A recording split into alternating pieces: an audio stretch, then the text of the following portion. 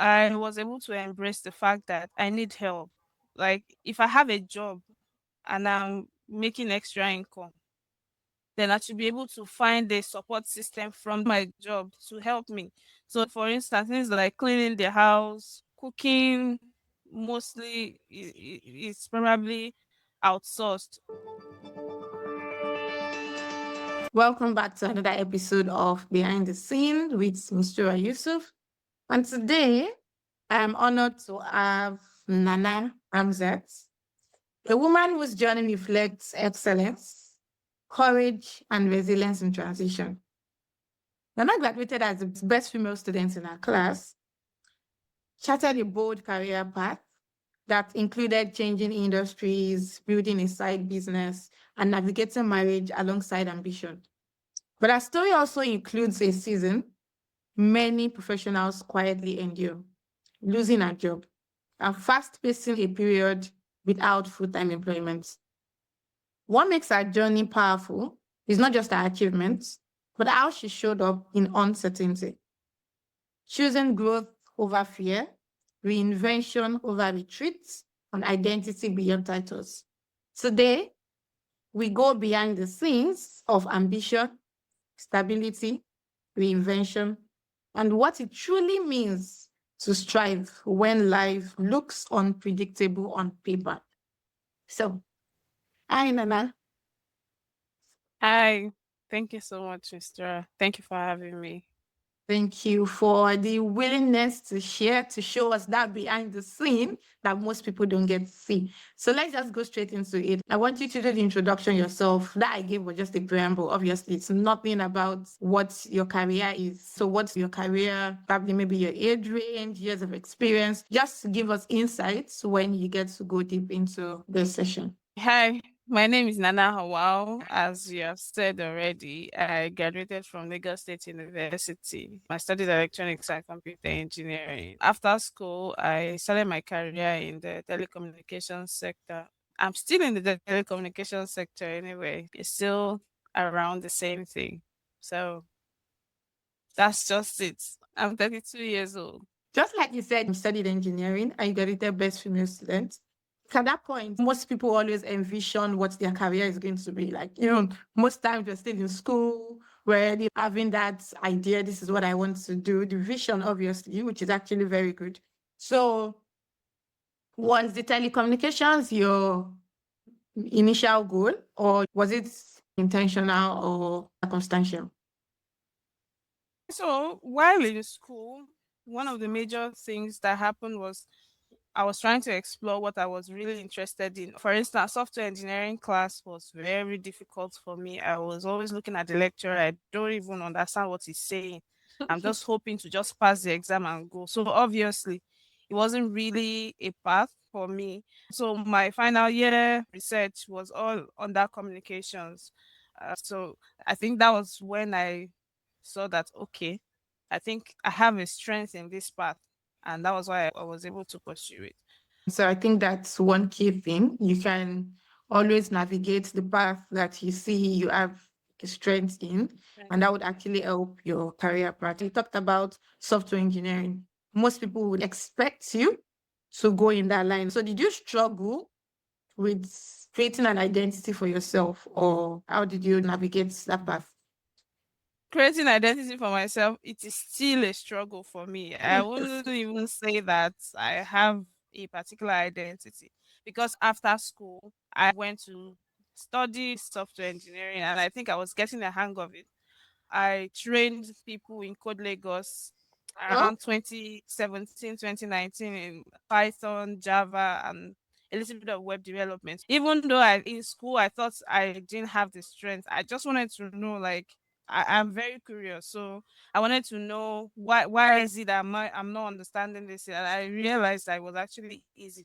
Destiny brought another bigger opportunity for me in telecom. So I moved. But I still struggle with identity. I think it will be a forever struggle for me. Yeah. through this struggle, are you doing something to like get the hang of it, or you're just still moving as it comes? Yeah. So I am a very curious person. Today I'm interested in Especially, I want to know why I don't understand a particular thing. Then I find myself jumping into learning it. And sometimes you get to see opportunity coming in that direction. I don't really think I want to focus. I want to be known for one thing. I realize that life has so many interesting faces. So I'm just an open book, ready to learn something new, ready to start over and over again. Okay. So, big part of what's bettered you having a side business alongside this your career. So yes, I had a very interesting situation when I went for my first interview. It was in one petroleum company. By the way, you were my mentor in the petroleum space, but I couldn't really navigate that part very well. So, but I once had an interview in an oil and gas sector, and it was my first ever interview. And the question they asked me was, "Tell us about yourself." I fumbled in that question so much. And then at the end of the interview, they asked me if I could sell something, and I became angry. Why am I angry? I thought this is an engineering position. Why are you asking me? Do you want me to be a sales girl? I was angry. And then when I got back to my space and I told my friends or the people that were my mentors that this is what happened today at the interview. And they told me something. They said every company is selling something. So they are asking you if you know how to sell so that you help them sell a product. But as you're at the interview, you are selling yourself. As anywhere you are, you have to be able to know how to sell. And I think that was what started my idea of okay, I think I'm shy. I don't know how to sell. Okay, let me start selling something just to be able to learn how to sell something. And that was how I started running a business, Okay. just to learn So, sales. I see where the curiosity is also coming to play here. You really wanted to know, okay, that question they asked you, was this something you could actually still venture into? So this business started before you went full time into a job, or when did it start? Yeah, the business started because it was a learning path for me. I didn't know how to sell. I was very shy and I had serious self-esteem issue. And I think I still do. So I started the business, but it was a ghost mode. I don't know anybody that is close to me might not even know that I run a business at that time. So I couldn't really come out to tell people, but it was just a learning phase for me. I think it was almost after 4 years of starting the business that I came out for the first time to tell someone that I own that business. Yes. And it was So running within that 4 years. it was running behind the scenes. Somebody was buying. Sometimes when someone is ordering, I have this, I don't want to answer. I'm scared. Like, why did they even message me? What is so important about this thing? What is so attractive about what I'm selling that they message me? They just need to pay online and then I deliver. I don't meet anybody. If there's an issue, I don't know how to talk to a customer that, oh, there's an issue, but over time I've learned all those things. And I think it really helped me in my career as well. That was a major reason why I started running a business. Now, let's go into your career line. You said you started in the telecommunication space and you're still within the space. Describe your daily activity at work. Right What? now, a day in my life in the workplace is I have so many tasks from yesterday or from last week that I think I need to close. And by the time you open your laptop, there are like 1,000,001 issues. Now you need to prioritize which one should I drop, which one should I continue. And then I work mostly with the international team right now. So I had to learn how to navigate communication, giving people updates, let them know what is going on. You don't leave them stranded because she's in Nigeria. I could just go offline and say the network is bad, but some people are depending on me. So I was able to. It's difficult. I think it's still difficult though. But you're But winging it. You're winging it. yeah, That's the most important thing. So, did any of this, will I say, did low self esteem, communication affect your previous job that made you lose the job? Or what was happening? Was the company downsizing? What happened within that space? the company, I think, is a general thing that tech companies, and maybe because of the advent of AI, there is downsizing every single time. For the past 2 years in my job, I'd been anticipating that I could be among the people that will be downsized. So it had nothing to do with my personality or my performance. Even outstanding performance. Somehow, I don't know how they do the algorithm, but they just pick people that they lay off. and it has nothing to do with performance because I was heavily compensated. When this happened, did you feel this pressure, fear, yeah, maybe self doubt? But you said it had nothing to do with your performance. Did that still come into play? Did it look like the hard season for you? Don't want to say I know what it feels like to lose a job, especially in Nigeria, navigating so many things. It's an unplanned situation. So, what was going on with you at that moment? No matter how I see it, maybe they are downsizing. I had to say, why me? They didn't downsize everybody, so why me?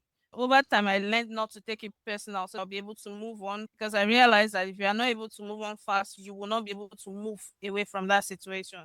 Maybe it is my mental way of training myself to move on by realizing it had nothing to do with me, the Okay. downsizing, but still, it affected even when I got a new job.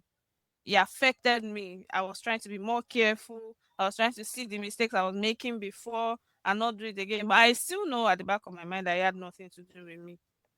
It affected my self esteem. So now navigating all of this, being married, losing a job, trying to get another job, doing professional courses, how did you manage that phase?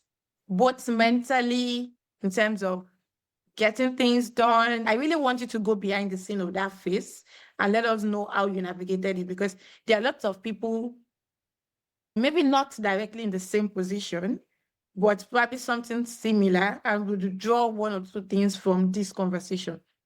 So I would honestly say it was a little bit easier for me because I had a spouse that was providing. So I wouldn't want anyone to think maybe it's just easy. But how I was able to navigate it, I had help because I feel like maybe it would have been different if there was nothing at all, or if I was the sole provider in the house. But I had help in the aspect of I don't need to think about what to eat. That's it. I don't need to think about what to eat. So that's the first problem that was solved. But I'd been applying for jobs long before I was laid off. I didn't land any role. I didn't land any interview safe. So it was really hard to think, okay, now I'm being laid off. I thought I might not be able to get a job again. I was ready to settle for maybe an admin role. Okay, I'm always ready to settle for anything that keeps me going as long as I need it. Sometime in 2016, immediately after school, I applied for a job as a BRT bus conductor. I saw the email recently where I sent in my application and I was wondering why am I so desperate? The Sorry, I email asked is to there. laugh. Sorry. I Yeah, said, I sorry, saw I asked they to were laugh. recruiting. It's fine. It's fine. I'm always ready for anything because I know that life is always full of ups and downs. Like we need to Hmm. know that already. So the next thing is how do I move from here? If there's any stopgap you have, if it is a teaching job you can pick and has nothing to do with your career. Oh, me, I was working in oil company before. Now I'm just a primary school teacher. I don't really care. As long as what do I use money for before? I cut it off. Is it new dress? Cut it off. Is it office wear? I don't need it anymore. Is it new clothes? I don't need to go to parties. So first of all, I was able to cut down my expectations. I started applying to jobs like I had nothing. So I think another thing it helps to be that ups and downs when you are down. I think it actually helps because you will be so dedicated. You don't have time to do any other thing than find a way to improve yourself. You just need to dedicate yourself. It's more like you are desperate, and that desperation will push you. So I was thinking, why are they not accepting my CV? What is wrong with this CV? Let me see what again I can try. As at the point where I thought it is networking that actually works. Let me see the statistics. I just need somebody to give me a name in the company. I was trying, what are the things I was trying before that was not working? Let me try something new. So it helps. At the end of the day, I got the new job without any connection. I prayed though. I joined online as a to self just to pray. But it just came in. I think being in that downside sometimes would really help. Although there are some times where you think, oh, if I had this job, I'll be able to afford this thing. But it really is just to buy something at the end of the day. As long as we're not having health issue and thinking about, oh, how do I pay for these bills and all that, as long as you're healthy and there's something to eat, every other thing will come fall into place. And prayer, I really believe in prayers as well. Thankfully, you mentioned that you have a supportive spouse and help, and you're also a mother, right? Yes, I am. So, how has it been balancing marriage, your child, and your current job? Looking at the fact that you talked about how overwhelming it could be, knowing that you have maybe some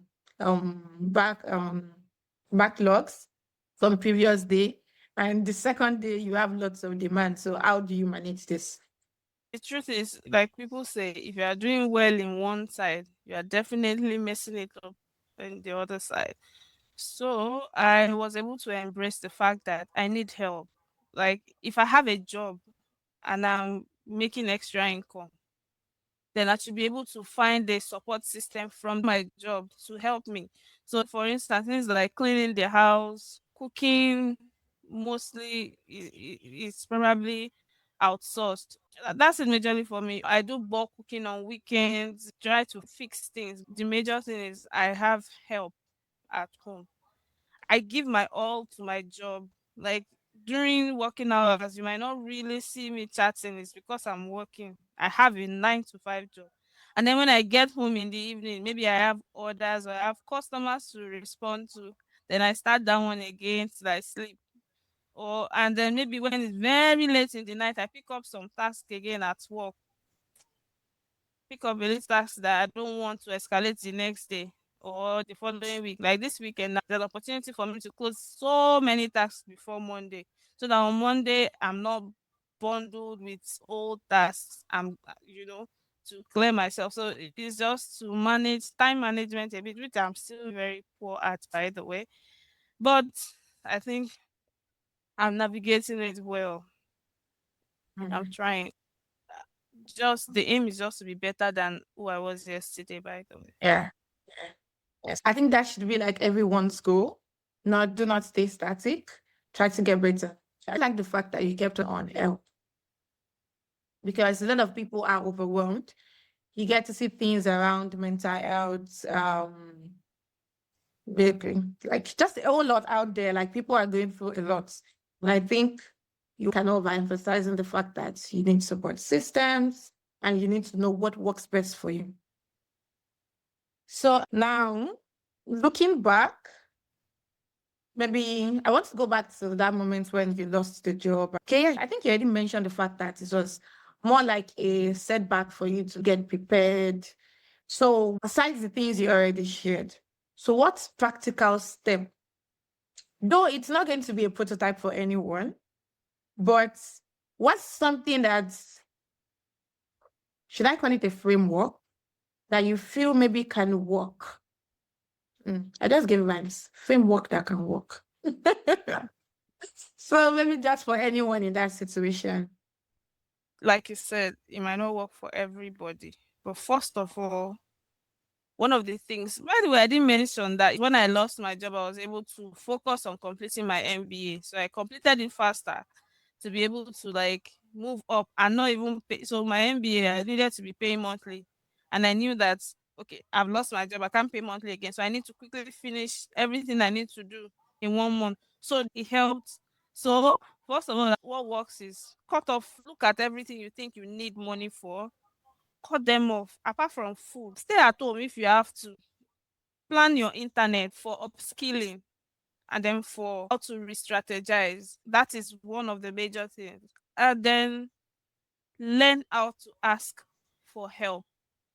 Help not in the sense that you tell a sub story. Nobody cares about sub story. Oh, I lost my job. But ask for help in the sense that you can tell people I lost my job, and if you have any opportunity in this space, I'm interested.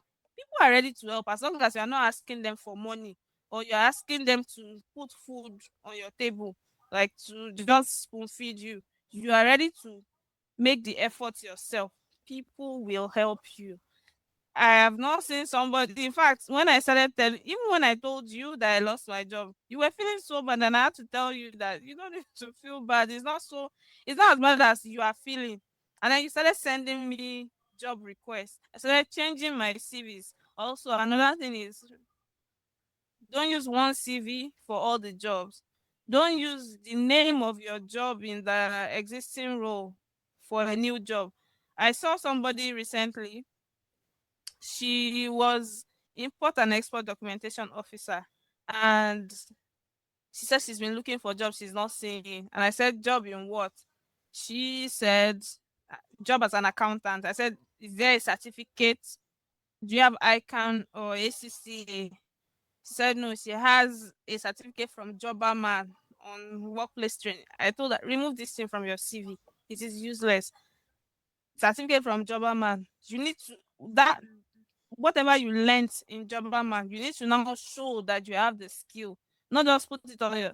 In fact, remove certificates for anything that has to do with skill, soft skill. Remove the certificate from your CV. Find a way to implement it.